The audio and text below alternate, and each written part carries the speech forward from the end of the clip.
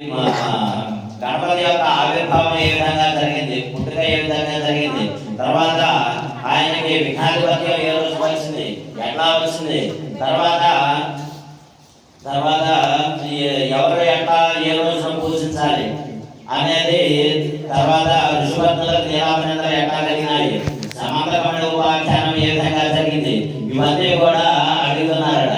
అడిగితే అప్పుడు సూత్రులు వాళ్ళు చెప్తున్నారట, పూర్వము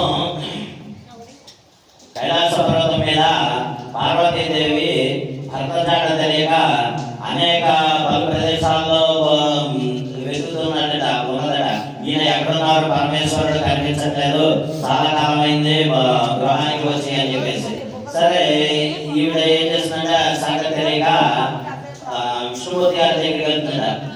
ఆయన ఎక్కడున్నారు వీడని ఆయన యొక్క విష్ణుమూర్తి గారు ఆయన యొక్క దివ్య దృష్టిలో చూసి, సరే ఈయన గజాసురుని యొక్క ఉత్తరంలో అంటే కడుపులో ఉండడం చూసి గమనించారట ఆయన యొక్క దివ్య దృష్టిలో. మరి ఆయన బయటకు రప్పించడం ఎలాగా అని చెప్పేసి మార్గం కూడా అడిగితే, అప్పుడు ఆయన ఒక ఉపాయం ఆలోచించి విష్ణుమూర్తి గారు గజాసురునికి వెళ్ళి ఉన్నటువంటి బ్రహ్మాది దేవతలకి, తర్వాత గణాములకు, తర్వాత ప్రతి ఒక్క దేవతలకి కూడా అలా ఒక వాక్యాన్ని, గంటని, తర్వాత డోలుని, సన్నాయి మేళాన్ని అందరినీ ఇచ్చి గజాసురపురము అనే ఒక నగరంలో గజాసురుడు అనే రాక్షసుని యొక్క కడుపులో నివసించి ఉన్నారట, ఉదరంలో నివసించి ఉన్నారట. సరే మరి ఈయన బయటికి రావడం ఎట్లాగా అని చెప్పేసి ఆలోచించి వీళ్ళందరూ కూడా వెళ్ళారు. ఊళ్ళో నాట్యం చేసి అందరి చేత మెప్పించి ఈ విషయము గజాసురుడు అనే రాక్షసునికి తెలిసేట్టుగా చేశారట. సరే ఆయన తెలిసినాక అయ్యా ఈ విధంగా చేశారు, మరి వీళ్ళందరూ కూడా మరి మన రాజ్యంలో కూడా చెప్పిద్దాము, నాట్యం చేద్దాము అని చెప్పేసి చెప్పేటప్పటికి సరే ఆయన పిలిపించారు. తర్వాత అందైన తర్వాత అందరినీ కూడా మెప్పించారట. విష్ణుమూర్తి గారు మారువేషంలో ఉన్నటువంటి బ్రహ్మాది దేవతలందరూ కూడా. తర్వాత ఆయనకి ఏమని కావాలో కోరుకోండి ఇస్తాను అని చెప్పేసి అన్నారట గజాసురుడు అనే రాక్షసుడు. అప్పుడు విష్ణుమూర్తి గారు చెప్తారట, అయ్యా ఇదే సూర్య యొక్క వాహనమైనటువంటి నంది, ఆయనకి ఆ నందికి గంగరేతో అలంకారం చేశారట. సరే ఆయన వృషభవాహనంలో ఈ నంది తన యొక్క స్వామి కోసం వెతుకుంటూ వచ్చింది. మీ యొక్క ఉదరమంలో కడుపులో ఉండడం గమనించి స్వామికి కావాలి అని చెప్పేసి చెప్తే, ఇంకా ఈయన అనుకుంటాడు నాకు మరణమే శరణ్యమో అని చెప్పేసి ఈయన నా కోసమే వచ్చారు అని చెప్పేసి మరి శివుడిని ఎట్లాగైనా బయటికి రప్పించాలి అని చెప్పేసి ఆయన తెలుసుకున్న తర్వాత సరే వాళ్ళందరికీ కూడా కావాల్సినంత ఇచ్చిన తర్వాత ఈయన తన యొక్క నందిని ప్రేరేపిస్తే తన యొక్క కొమ్మలతోనూ ఆయన యొక్క గజాసుని యొక్క పొట్టలో పొడిస్తే ఆయన శివుడు మరణించడం వల్ల శివుడు బయటకు వస్తారట. వచ్చిన తర్వాత పాపాత్మలకు ఇటువంటి వరం చేయరాదు, ఇస్తే పాములకు పాలు పోసే విధంగా జరుగుతుందో, అవి పాలు తీసుకునే విషయాన్ని ఏ విధంగా అయితే బయటికి విరుచుకుంటాయో రాక్షసులు కానీ పాపాత్మలు కానీ ఇటువంటి వరాలు ఇస్తే అదే విధంగా జరుగుతుంది అని చెప్పి సరే ఆయన నుంచి కూడా తీసుకుని అందరూ కూడా కలిసి కైలాస పర్వతానికి వెళ్తూ ఉంటారట. సరే ఆయన వచ్చిన వరాన్ని కూడా అడుగుతాడట, అయ్యా మరి నా శరీరాన్ని కానీ నా యొక్క శరీరాన్ని ఏ విధంగా లోకానికో లేకపోతే ఏదైనా ఉపయోగపడేట్టుగా చేయండి అంటే, సరే ఈయన గజాసుని యొక్క శిరస్సు కూడా తీసుకెళ్తారు. తీసుకుని ఎప్పుడో అవసరమైతే అప్పుడు వాడతామని చెప్పేసి వెళ్తూ ఉంటారట. సరే ఈ భర్తలు వీళ్ళందరూ వస్తున్నారని తెలిసిన తర్వాత పార్వతీదేవి ఏం చేస్తుందంటే స్నానం చేయడానికి ఒంటికి నూనె రాసి నలుగు పెట్టుకుని ఆ వచ్చిన బిడ్డలోనే ఒక బాలుని చేసి, ఒక బాలుని యొక్క పిల్లవాడి యొక్క ఆకారం చేసి కొద్ది ప్రాణం పోసి వారి అంత ద్వారం ముందు ఉంచిందట, కాపలా ఉంచిందట. ఎవరు కూడా లోపల రావడం చూడవి అని చెప్పేసి పెడితే ఆ పిల్లవాడు అక్కడ నుంచి చూస్తూ ఉన్నాడు. ఈయన శివుడు రావడం చూసి ఈ బాలుడు అడిగేస్తాడట, అయ్యా లోపల పార్వతీదేవి అమ్మగారు స్నానం చేస్తున్నది, ఎవరిని రావద్దని చెప్తే పరమేశ్వరుని నేను నా ఇంటికి వచ్చి నన్ను ఆపుతావా అని చెప్పేసి ఆయన కోపంతో ఆయన యొక్క శూలంతో ఆ యొక్క శిరస్సును ఖండిస్తాడట. పరమేశ్వరుడు ఆ పిల్లవానికి లోపలికి వెళ్తాడట, పక్కకి తెప్పేసి లోపలికి వెళ్తాడట. వెళ్ళిన తర్వాత ఇది కూడా క్షమ సమాచారాలు మాట్లాడుకుంటారు పార్వతీ పరమేశ్వరులతో కూడా. తర్వాత బయట పిల్లవాడు ఉండాలి కదా, దాన్ని జ్ఞాపకం వచ్చేటప్పటికి అతను కొద్దిపాటి కోపంతో అతను శిరస్సు ఖండించాను అని చెప్పేసి అంటే ఆయన ఎవరు కాదని మన పిల్లవాడు నేను బాగా బయట కాపలా పెట్టాననేటప్పటికి సరే చేసిన పనికి బాధపడి ఆ తెచ్చిన శిరస్సుని ఆ పిల్లవాడికి అర్పించమని చెప్పారట. అప్పుడు గజాననుడు అని చెప్పేసి పేరు పెట్టుకుని పిలుస్తున్నారట.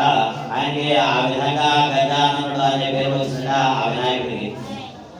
సరే తర్వాత ఒక రోజున కొంతకాలానికి కుమారస్వామి సుబ్రహ్మణ్యుడు అనే ఆయన ఉద్భవిస్తాడట ఈ పార్వతీ పరమేశ్వరుడికి. సరే వాళ్ళిద్దరికి కూడా ఒక చిన్న పరీక్ష పెడతారట. ఒక సభ చేసి అందులో మీకు ఎవరికి ముందుగా విఘాధిపత్యం కావాలి అంటే ఈ కనుమలందరికీ కూడా నాయకుడు ఎవరు ఉంటారు అని చెప్పేసి అంటే ఆ ఇద్దరు కూడా ఎవరైతే కనుక 33 సృష్టిలో ఉన్నటువంటి 33 కోట్ల నదులు ఎవరికి ముందుగా స్నానం చేసి నా దగ్గరికి వస్తారో వారికి నేను ఆధిపత్యం ఇస్తాను అని చెప్పేసి చెప్తారట. సరే ఈ కుమారస్వామి ఈయన వినాయకుడు వెళ్ళడానిక ఈయనేమో మందగంలో ఉన్నాడు, ఈయనకేమో శరీరం పెద్దది, ఈయన వెళ్ళలేని పరిస్థితుల్లో పోనీ ఈయన వాహనం ఏంటి దాన్ని చూస్తే మూషికం అది కూడా తొందరగా వెళ్ళలేదు, ఈయన తీసుకుని వెళ్ళే అవకాశం లేదు. సరే కుమారస్వామి ఏమిటంటే మహాబలంతో ఉన్నాడు, బలశాలి. తర్వాత ఆయన యొక్క వాహనం కూడా అటువంటిదే, ఉత్సాహంగా ముందుకు వెళ్ళేది నెమలి. ఈయన కనీసం పార్వతీ పరమేశ్వరుడు నమస్కారం కూడా చేయకుండా నాకే కావాలని చెప్పేసి ఈయన ముందుగా వెళ్ళి స్నానం చేస్తున్నాడు ప్రతి ఒక్కరిలో కుమారస్వామి. సరే ఈ వినాయకుడు వెళ్ళలేని పరిస్థితుల్లో తన యొక్క బలాన్ని నిలుచుని పార్వతీ పరమేశ్వరులకు నమస్కారం చేసుకుని, అయ్యా మరి నా పరిస్థితి ఏమో ఇది, నేనేమో మందగంతో ఉన్నాము, నేనేమో వెళ్ళలేని పరిస్థితుల్లో ఉన్నారు, మరి ఈ విఘ్నాధిపత్యం ఏమో నేను తీసుకోవాలంటే మరి ఎట్లాగా వెళ్ళలేని పరిస్థితుల్లో నన్ను క్షమించండి అని చెప్పేసి ఆయన యొక్క క్షమాపణలు చెప్పుకుంటారట వినాయకుడు. అయితే అప్పుడు పరమేశ్వరుడు ఒక మాట్లాడారట, నారాయణ మంత్రం చెప్పిస్తూ కనుక నువ్వు మారు ప్రదక్షిణ మా చుట్టూ ప్రదక్షిణ చేస్తున్నారయ్యా, నువ్వు అటువంటి నదుల్లో చేసినంత స్నాన పెద్ద నీకు లభిస్తుంది అని చెప్పేసి అంటారట. సగుణ నారాయణ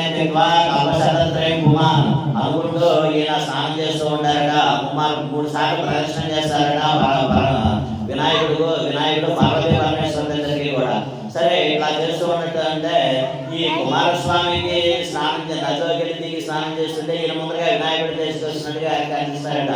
సరే ఏం జరిగింది ఏంటి అని చెప్పేసి నా ఆశ్చర్యంతో చాలా చోట్ల చేసి మళ్ళా పార్వతీ పరమేశ్వరుడు తెచ్చేటప్పటికి, అయ్యా మరి నాకు ప్రతి చోట కూడా ఈయన స్నానం చేసి ముందుగా కనిపిస్తున్నాడు అని చెప్పేటప్పటికి ఆయన కనీసము నువ్వు పార్వతీ పరమేశ్వరుడు తల్లిదండ్రులకు నమస్కారం చేయకుండా వెళ్ళిపోయావు, నేను ఒక గొప్ప బలవంతుని అని చెప్పేసి కొద్దిపాటి అహంకారం చేత అనేటప్పటికీ ఈయన తనేమో మా చుట్టూ మమ్మల్ని స్మరణం చేస్తూ 3 సార్లు ప్రదక్షిణ చేసేటప్పటికీ ఆయనకి అక్కడ ఫలితం కలిగింది అని చెప్పేటప్పటికీ ఆ కుమారస్వామి తన యొక్క బలాన్ని నిలుచుకుని, నేను నాకే బలం ఉన్నది కదా అని చెప్పేసి నేను విరవీకి వెళ్ళాను, అయ్యా నన్ను తల్లిదండ్రులు నన్ను క్షమించండి, ఈ యొక్క ఆధిపత్యము అన్నగారికి ఇవ్వండి అని చెప్పేసి అనేటప్పటికీ ఈ రోజున భాద్రపద శుద్ధ చవితి రోజున ఈ యొక్క విఘ్నాధిపత్యము ఈ గణములందరికీ ప్రథమగా గణములు ఉన్నారు, వీళ్ళందరికీ కూడా ఆధిపత్యం నువ్వే ఉండవయ్యా అని చెప్పేసి ఈ ఆధిపత్యం ఇవ్వడం జరిగింది ఈ యొక్క రోజున. సరే అందరూ కూడా పెద్ద పండుగలాగా జరుపుకున్నాక కైలాసపర్వతంలోనూ తర్వాత భూమి మీద భూమండలంలో కూడా అనమాట. సరే ఇట్లా చేస్తూ ఉండటం వలన ఈయన ప్రతి చోట కూడా ఇట్లాగే వినాయకుడు పెట్టారు, పూజ చేసుకుంటూ ఉన్నారు. సరే భక్తులు వాళ్ళ యొక్క శక్తి కొలది వాళ్ళకు ఉన్నటువంటి వంటలని పిండి వంటలని కూడా నైవేద్యం పెట్టారు, ఒక దిప్పులో అనేక రకాలు దొరికినటువంటి వాళ్ళని కూడా. సరే ఇవన్నీ కూడా తీసుకున్నాడు ఈ వినాయకుడు. ఇవన్నీ తీసుకొని చక్కగా నిదానంగా ఇంటికి వస్తున్నాడు. ఇక్కడ కదలేని పరిస్థితి, ఆయన కడుపంతా కూడా ఈ పదార్థాలతో నిండిపోయిన కొన్ని మూసికానికి తన వాహనమైనటువంటి ఎరువుని కూడా ఇచ్చాడు. మందగమనంతో కొన్ని చేతులు పెట్టుకుని నిదానంగా అడుగులో కదలేక రాలేక అడుగులో అడుగు వేసుకుంటూ వస్తున్నాడట. సరే ఈ రావడాన్ని చూసి ఈయన వికటంగా ఉన్నాడు అని చెప్పేసి శివుని శిరస్సున్నటువంటి చంద్రుడు ఈ వికార రూపాన్ని చూసి నవ్వాడట. నవ్వేటప్పటికీ ఆయన రాజదృష్టి రావు కూడా సామెత నిజమైనట. అంటే దృష్టి అనేది తగిలితే ఏం జరుగుతుందో రాళ్ళు కూడా పగులుతాయి అని చెప్పేసి సామెత ఎట్లయితే ఉన్నదో ఈయన ఈ దిష్టి తగిలేటప్పటికీ ఈయన కడుపు పైగా అందులో ఉన్నటువంటి ఉండ్రాళ్ళు అవన్నీ కూడా ఆ ప్రదేశం అంతా కూడా దొరికి ఈయన అక్కడే మరణించాడట ఆ వినాయకుడు. సరే ఈ పిల్లవాడు ఏమయ్యాడు ఇంకా రాలేదు అని చెప్పేసి పార్వతీదేవి సొగిస్తూ బాధపడుతూ తిరిగేటప్పటికి ఒక చోట ఈ వినాయకుడిని చూసేటప్పటికి మరి ఇదంతా ఇందువల్ల జరిగేటప్పటికి పైన చంద్రుడు చూడటాన్ని చూసి బాబా కూడా నీ దృష్టి సోకి నా కుమారుడు మరణించినాడు, ఏ రోజునైతే కనుక నిన్ను చూసి ఈ వినాయక చవితి రోజున నిన్ను చూస్తారు, చంద్రుడిని చూస్తారు, నేలాపనందరూ అంతే ఎవరితోనైనా మాటలు పడతారు అని చెప్పి శపించిందట పార్వతీదేవి. సరే కొంతకాలం గడిచిన తర్వాత మరి ఇలా జరుగుతున్నది. సరే అదే రోజున సాయంత్రము వినాయక చవితి రోజున సాయంత్రము శ్రీకృష్ణుడు ద్వారకా నగరంలో గోశాలకు వెళ్ళి ఆవుల యొక్క బాట వద్దకు వెళ్ళి పాలు పెడుతూ ఉన్నాడట. ఓహో ఇదంతా జరిగింది, మరి ఏం జరుగుతుందో మరి చెప్పిన మాట చూసిన వాళ్ళకి ఆపదలు కలుగుతాయి, కష్టాలు కలుగుతాయి అని చెప్పేసి మాట గుర్తుకు వచ్చేది. సరే ఈయన పని చేస్తూ ఉంటున్నారు. మరి చంద్రుడు మరి మనం చూడకపోయినా కానీ బింబం ఆ పాలల్లో పడుతుందా, చంద్రబింబం కృష్ణుడు పోయినటువంటి పాలల్లో పడుతుందా. ఓహో ఇక నాకు ఎటువంటి ఆపద కలుగుతుందని అని చెప్పేసి అనుకున్నాడట. సరే అదంతా కూడా జరిగిపోయింది. ఒక నాగరాజ్యంలో సత్రాజితు ప్రసేననుడు అనే ఇద్దరు అన్నదమ్ములు ఉన్నారట. ఈ ప్రసేననుడు వేటకి వెళ్ళాడట, ఉన్న మంది మార్పులంతా కలిసి వేటకి వెళ్ళాడట. సరే ఈ వేటకి వెళ్ళేటప్పటికి ఒక సింహాన్ని ఏదో ఒక జంతువులు వేటాడాడు, ఆయన తీసుకుని వస్తుంటే ఒక జంతువుని తీసుకుని వస్తుంటే ఈ సింహం చూసి నాకు కూడా ఒక ఆహారం దొరికిందని చెప్పేసి ఆ ప్రసేనాన్ని సంహరించి అందులో ఉన్నటువంటి ఆ చెట్టులో ఉన్నటువంటి ఆహారాన్ని తీసుకుని వెళ్తున్నాగా సరే ఈయన ఇట్లా వెళ్తూ ఉన్నారు. ఈ లోపల జాంబవంతుడు చూస్తాడు, ఎగుబడి రూపంలో ఉన్నటువంటి జాంబవంతుడు చూసి ఇదేంటో మెరుస్తూ ఉంది, మాంసఖండం లాగా ఉంది, నాకు ఆహారం దొరికింది అని చెప్పేసి ఈయన మణిని కూడా తీసుకువెళ్తూ ఉన్నారట. సమంతగా అనేటువంటి ఒక మణిని తీసుకువెళ్తూ ఉన్నారట. ఈ మణిని చూసి ఇదే ఆహారం అంటారు, ఇదే మాంసఖండం అని చెప్పేసి భ్రమించి వాళ్ళ వద్ద నుంచి జాంబవంతుడి రూపంలో ఉన్నటువంటి ఎగుబడి ఆ యొక్క మణిని తీసుకెళ్ళి తన యొక్క కొండగుహలో ఉన్నటువంటి కుమార్తె అయినటువంటి ఉయ్యాలను చూస్తున్న ఈ అమ్మాయికి కానుకగా తీసుకెళ్దాం, బహుమతిగా తీసుకెళ్దాం అని చెప్పేసి తీసుకెళ్తూ ఉన్నారట. సరే ఈ లోపల సింహంతో ఈ మధ్యలో కొంత యుద్ధం జరుగుతుంది. సరే చివరికి ఈయన తీసుకెళ్ళి ఆ అమ్మాయికి కానుకగా బహుమతిగా ఇస్తారట. సరే ఈ చాలా కాలమైంది వెంట పెట్టుకుని వెళ్తూ ఉంటారట. సరే ఈ దారి కూడా చూసుకుంటారు. ఈ అడుగులు ఈ మధ్యలో కనిపించినటువంటి సింహం యొక్క కళాపురం ఇవన్నీ కూడా చూసుకుంటూ ఇంకా చాలా దూరం వెళ్ళేటప్పటికి ఒక కొండ గుహలోకి దారి చూపించేటప్పటికి ఆయన అదే విధంగా వెళ్ళి తీసుకుని వస్తుండగా ఈయన ఇదంతా కూడా కృష్ణుని వద్దకు వెళ్తారట.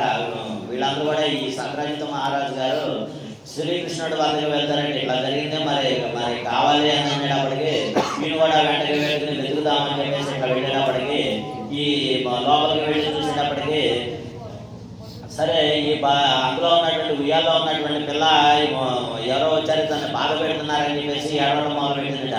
సరే ఈ లోపల జాంబవంతుడు వచ్చి తన పిల్లకి ఏదో ఆపదలుతుందని చెప్పేసి భావించి వాళ్ళని వారించబోగా మేము మణి కోసం వచ్చామని చెప్తే మణి కాదు ఏం కాదు నా పిల్లని ఆపరించి వచ్చారని చెప్పేసి అసలు విషయం తెలియగా ఆ జాంబవంతుడు కృష్ణుని మీద వచ్చిన వాళ్ళందరి మీద వెళ్ళి యుద్ధం చేయబోతున్నట్టు వాళ్ళందరినీ చనిపోయిపోతుంటే బయటికి తీసుకొచ్చి ఘోరంగా యుద్ధం చేసి చెట్లతోనూ రాళ్లతోనూ యుద్ధం చేసి 18 రోజులు యుద్ధం చేసేటప్పటికి శ్రీకృష్ణునితో అతని శరీరం అంతా కూడా నశించిపోయి ఊపికి తగ్గిపోయింది.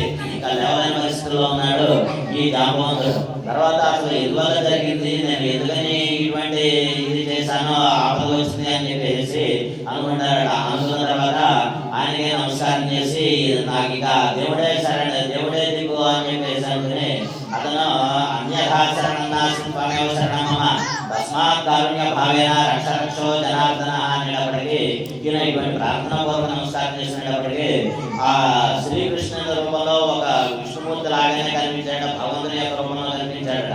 కనిపించిన తర్వాత అయ్యా ఇంకా నాకు యుద్ధం చేసే ఓపిక లేదు, శక్తి నశించింది, ఇంకా నేను మళ్ళీ మీకు అప్పగించేస్తున్నాను, నన్ను క్షమించండి అని చెప్పేసి చెప్పేటప్పటికి అప్పుడు ఈయనకి ఒక వరం తీసుకుని ఉన్నాడు ఈ జాంబవంతుడు. ఏమిటంటే త్రేతాయుగంలో సుగ్రీవుల యొక్క సంహారంలో నీకు ఇప్పుడైనా తర్వాత వరం కోరుకోమంటే ఈ జామవంతుడు ఆ వరాన్ని తీసుకుని అయ్యా నాకు ఆ సమయంలో అప్పుడు వరాన్ని తీసుకుని కదా నాకు వరాలు వద్దు ఏం వద్దు నాకు మోక్షాన్ని కల్పించవయ్యా నాకు మోక్షాన్ని ఇవ్వండి అని చెప్పేటప్పటికి సరే ఆ శ్రీకృష్ణుడు తన యొక్క అమృతాశ్రమంలో ఆ జాంబవంతుని యొక్క శరీరం అంతా కూడా నిర్ణయించడానికి అతని యొక్క శరీర బాధలు తగ్గేటప్పటికి తగ్గి ఇక నీకు మోక్షం ఇస్తున్నానయ్యా మరి నన్ను కూడా మీ యొక్క మణితో సహా మా కుమార్తెని ఇస్తాను పూర్వకాలంలో ముందర కాలంలో సమంతమణిని తీసుకువెళ్ళు అని చెప్పేటప్పటికి జాంబవతి కుమార్తె అయిన జాంబవతిని తర్వాత సమంతకమణిని వాళ్ళకి ఇచ్చి సాగనంపుతారట. ఓహో నాకు నేను పాలల్లో బింబం చూస్తేనే నాకు ఇటువంటి ఆపద కలిగింది, మరి భూలోకంలో మానవులు మరి ఇటువంటి ఆపదలు వస్తే కష్టాలు వస్తే వాళ్ళు ఏ విధంగా మానుకోగలరు, రూపమాపుకోగలరు, వాళ్ళ మీద కాకుండా చేసుకోగలరు అని చెప్పేసి ఆలోచించి అప్పుడు వీళ్ళందరూ కూడా పార్వతీదేవిని ప్రార్థిస్తారట. అమ్మా నువ్వు శపించడం బాగానే ఉంది, దానికి పర్యవసానం కూడా ఉండాలి. ఈ సృష్టిలో ఇటువంటి ఆపద కలిగింది, దీనికి పట్టు విడుపులు అనేవి ఉంటాయి. కాస్త దేనికైనా కోపానికైనా తాపానికైనా లేకపోతే ఎటువంటి దానికైనాను మీరు దీన్ని కాస్త ఉపక్రమించవలసింది అని చెప్పేటప్పటికి మరి ఎట్లాగా ఏంటో పోనీ ఒకవేళ పొరపాటున చూసినా కానీ మరి ఆపదలు కలగకుండా జరగాలి అంటే ఏం చేయాలంటే కనుక అప్పుడు చెప్తుంది, ఈ రోజున ఎవరైతే ఈ పూజంతా చేసుకుని ఈ సమంతకమణి ఉపాఖ్యం ఉన్నామో మనం ఏదైతే చెప్పుకున్నామో ఈ శ్రీకృష్ణుని యొక్క వృత్తాంతం అంతా కూడా చెప్పుకున్నామో సమంతకమణి ఉపాఖ్యం అంతా కూడా చెప్పుకున్నాము. ఈ కథ వింటే ఎటువంటి ఆపదలు ఒకవేళ పొరపాటు చూసినా కానీ ఎటువంటి ఆపదలు కష్టాలు కానీ ఏవి కూడా కలగకుండా ఉండుగాక అని చెప్పేసి ఆవిడ మళ్ళీ వరం ఇచ్చినట. ఈ దేవతలందరూ పార్వతీదేవినే ప్రార్థనగా సరే ఎటువంటి కష్టాలు ఉండవు అని చెప్పేసి చెప్పారట. మరి ఎవరెవరు చేస్తున్నారంటే భూలోకంలో ప్రతి అన్ని వర్గముల వారును వాళ్ళ యొక్క శక్తి వాళ్ళది ప్రతి దేశస్తులు ప్రతి రాష్ట్రం వారు కూడా ముందరగా ఆదో పూజో గణాధిప అన్నట్లుగా ముందుగా వినాయకుడికి పూజ చేసి తర్వాత మనం ఏ రూపంలో అయితే పెట్టుకుంటామో స్వామిని కలస రూపంలో పెట్టి విగ్రహ రూపంలో ఉన్నట్టు స్వామిని కలసంలోకి ఆవాహన చేసుకుని మనకి శక్తి కొలది 2 రోజులు 1 రోజా 3 రోజా లేదంటే 9 రోజుల నవరాత్రులుగా చేసుకుని స్వామి యొక్క అనుగ్రహంతో ఇటువంటి ఆటంకాలు కూడా కలగకుండా ఉంటారు అని చెప్పేసి చెప్పారట. మరి ఏమి చేయాలి మరి ఎందుకంటే ఆయనకి ఇష్టమైనటువంటి ఉండ్రాలు గరితో పూజించి ఉండ్రాలు నైవేద్యం పెట్టి స్వామి నివేదికు మాకు ఇటువంటి ఆపదలు కూడా కలగకుండా కలిగిన కానీ నివేదించవయ్యా అని చెప్పేసి ప్రార్థన చేసుకుంటే సరిపోతుంది అని చెప్పారట. వినాయకుడికి ఇంకొక ఇది ఉన్నదట, ఏంటంటే మనం ఏ దేవతలైనా కానీ అయ్యా మాకు ఈ కోరిక తీర్చండి, ఈ పని చేసి పెట్టండి, ఇట్లా జరిగేట్టుగా చూడండి అని చెప్పేసి అంటాం. వినాయకుడిని మాత్రం ఒకటే అడుగుతాడనమాట, అది ఏంటంటే ఆటంకాలు కలిగించకుండా చూడవయ్యా, కలిగినా కానీ నువ్వే తీర్చు అని చెప్పేసి 2 మాటలు కూడా ఆయనకే వదిలిపెట్టేస్తే ఆయన ఆటంకాలు కూడా కలిగినా కానీ తీరుస్తాడు అని చెప్పేసి వినాయకునికి ఈ విధంగా మనం ప్రార్థన చేస్తూ ఉంటాము అని చెప్పేసి చెప్పారట. ఈ విధంగా చేసుకున్న తర్వాత ఈ సమంతకమణి ఉపాఖ్యానము కథ విని ఎవరైతే కనుక చేతిలో అక్షంతలు ధరించి అవి తీసుకుని స్వామి యొక్క ఈ వృత్తాంతం అంతా అయిన తర్వాత ఎవరైతే శిరస్సును ధరిస్తారో వారికి స్వామి యొక్క అనుగ్రహం చేత నీలాపనందలు కలగకుండా సుఖ సంతోషాలతో ఉంటారు అని చెప్పేసి పార్వతీ పరమేశ్వరులు ఈ చెప్పిన వృత్తాంతాన్ని కలియుగంలో నారదులు భూలోకంలో సూతుల వారు సూత మహర్షులకు చెప్పిన వృత్తాంతాన్ని నారదుల వారు భూలోకంలో వచ్చే అందరికీ కూడా సవిస్తరంగా వివరించి చెప్పారట. స్వామి యొక్క అనుగ్రహంతో సకల భోగభాగ్యంలో సుఖ సంతోషాలు కలిగి ఆపదలు లేకుండా సుఖంగా సంతోషంగా ఉండాలి అని చెప్పేసి చెప్తూ కథ ముగింపు చేశారట. హర నమః పార్వతే పదయే హర హర మహాదేవ హర. జయ గజానన భగవానికి జై. సర్వే జనా సుఖినో భవంతు.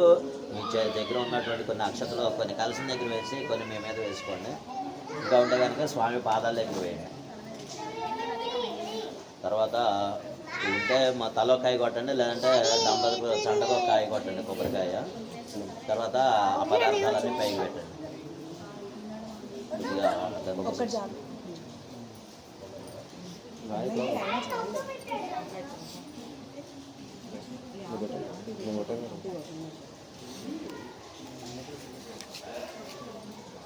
అవన్నీ అటెండ్ చేసేసామా. ఆ ప్రసాదాలు ఏవైతే ఉన్నాయో అవన్నీ కూడా